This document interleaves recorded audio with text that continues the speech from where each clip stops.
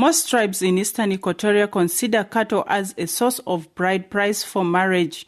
When a man wants to marry, the number of cattle paid to the bride family varies from one culture to another. Angelo Oko-Ogok, a chief from the Peri community in Torit, says the Peri culture limits the number of cattle for marriage to 15 cattle as a bride price. The man must cultivate his in-laws' farm for 3 years before he can officially marry his bride. Angelo says some parents have changed traditional norms and that the new ways of marriage have affected the girl child. Let people focus on school because school is what can open people's minds. If there is no school, that means they can marry at the age of 14 years, because if they are not going to school, then you have to marry the girl off so that brothers can use the bride price for the sisters to marry, and that's what spoils girls because the brothers want to get married. Let the brothers go to school and marry with their money.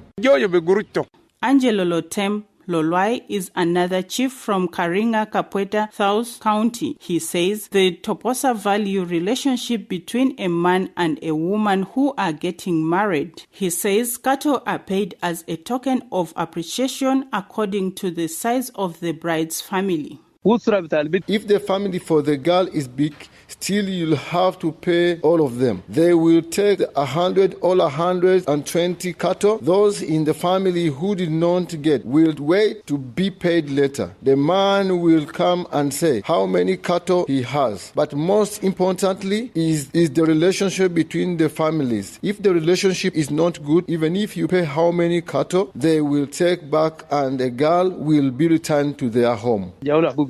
Matthew Oduma Ovoro, a Lotuko chief in Torit, says a man can pay from 16 to 20 cattle for a bride price. Oduma says bride price has led to some parents trading off their daughters to gain wealth. He says if parents would register their children in school, their education could benefit their families in the future. Girls nowadays in the town get pregnant very young, at least here in Torit. But when you go outside in the mountain, you will find young girls with babies and you will think they are babysitters. But when actually they are mothers, girls now at 17 years are getting pregnant. In the law, this is wrong because she is still young. It's better for every child to go to school until she is old enough to benefit both parents and the husband. The South Sudanese community places a strong emphasis on cultural traditions,